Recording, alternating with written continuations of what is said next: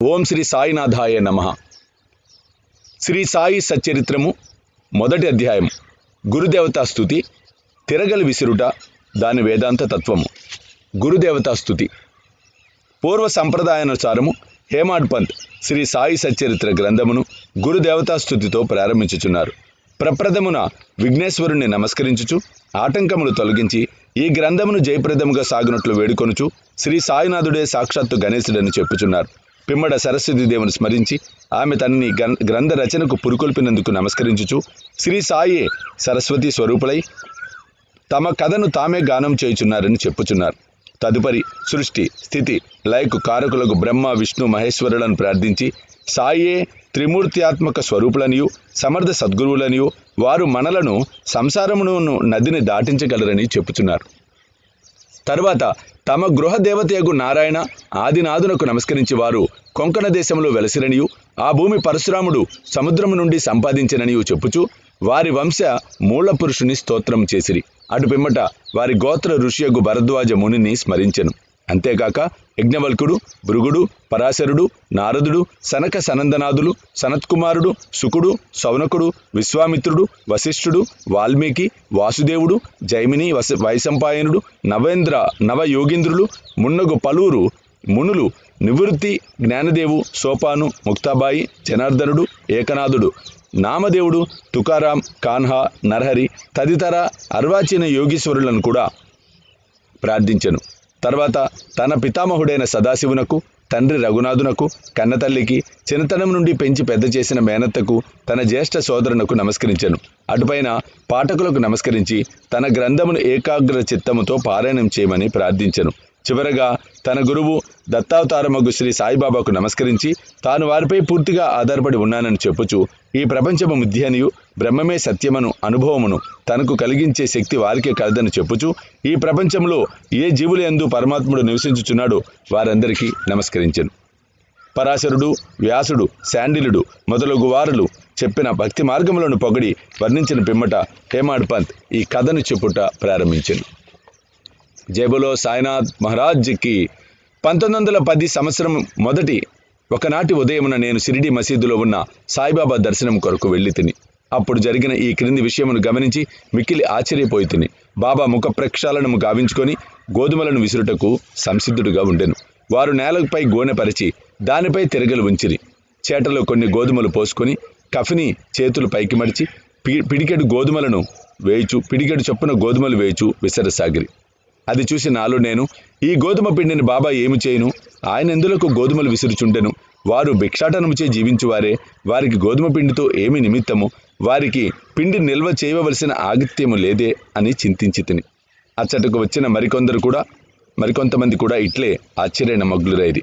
కానీ మాలో ఎవరికి కూడా బాబాను ప్రశ్నించుటకు ధైర్యం చాలకుండెను. ఈ సంగతి వెంటనే గ్రామములో వ్యాపించెను. ఆబాల గోపాలము ఈ వింత చర్యను చూచుటకై బాబా వద్ద గుమిగూడిరి. 4 స్త్రీలు ఎటులను సాహసించి మసీదు మెట్లకి బాబాను పక్కకు జరిపి వారే విసురుట ప్రారంభించిరి. వారు తిరగలి పిడిని చేతపట్టుకొని బాబా లీలలను పాడుచూ విసురుట గావించిరి. ఈ చర్యలను చూచి బాబాకు కోపం వచ్చెను. కానీ వారి ప్రేమకు భక్తికి మిగుల సంతసించి చిరునవ్వు నవ్విరి. విసురునప్పుడు స్త్రీలు తమలో తామిట్లు అనుకొనిరి, బాబాకు ఇల్లు లేదు, పిల్లలు లేరు, వారిపై ఆధారపడిన వారు, ఆయన్ను పోషించవలసిన వారు ఎవరూ లేరు, వారు భిక్షాటనముచే జీవించువారు కనుక వారికి రొట్టె చేసుకొనుటకు గోధుమ పిండితో నిమిత్తము లేదు.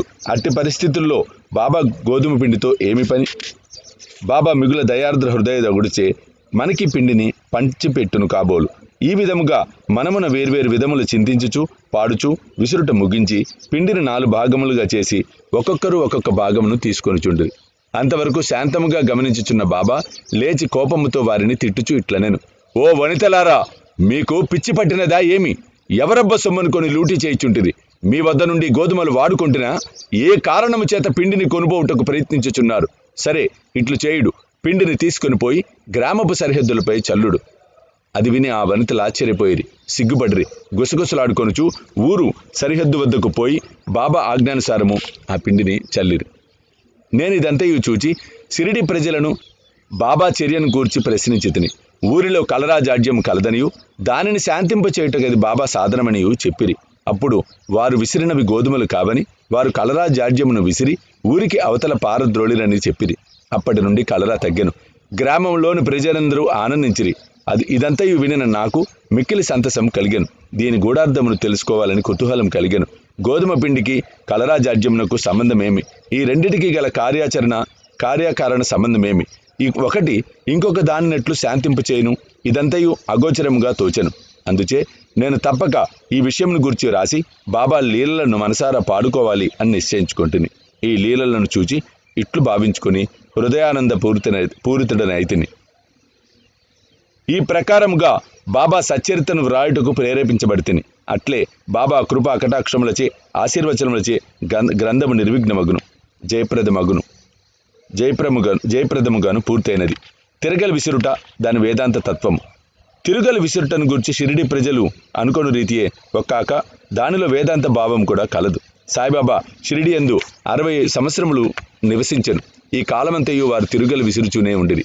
నిత్యము వారు విసురునది గోధుమలు కావు, భక్తుల యొక్క పాపములు, మనోవిచారములు. తిరుగలి యొక్క క్రిందిరాయి కర్మ, మీదిరాయి భక్తి. చేతితో పట్టుకొనిన పిడి జ్ఞానము. జ్ఞానోదయమునకు గాని ఆత్మసాక్షాత్కారమునకు గాని మొట్టమొదట పాపములను కోరికలను తుడిచివేయవలేను. అటు పిమ్మట త్రిగుణ రాహిత్యము పొందవలేను, అహంకారమును చంపుకోవలేను. ఇది వినగానే కబీరు కథ జ్ఞప్తికి వచ్చును. ఒకనాడు స్త్రీ ఒకటి తిరుగలిలో ధ్యానము వేసి విసురుచుండెను. దానిని చూచి కబీర్ ఏడవసాగాను. నిపతి నిరంజనుడు ఒక సాధు పొంగవుడది చూచి కారణం అడుగగా కబీర్ ఇట్లు జవాబిచ్చాను. నేను కూడా ఈ ధాన్యము వలె ప్రపంచమును తిరుగలిలో విసిరబడిదను కదా. దానికి నిపతి నిరంజనుడు ఇట్లు బదులు చెప్పాను. భయము లేదు, తిరుగలి పిడిని గట్టిగా పట్టుకొనుము, అనగా జ్ఞానమును విడువకము. నేనెట్లు గట్టిగా పట్టి ఉన్నానో నీవును అట్లే చేయుము. మనసును కేంద్రీకరించుము, దూరముగా పోనీయకము.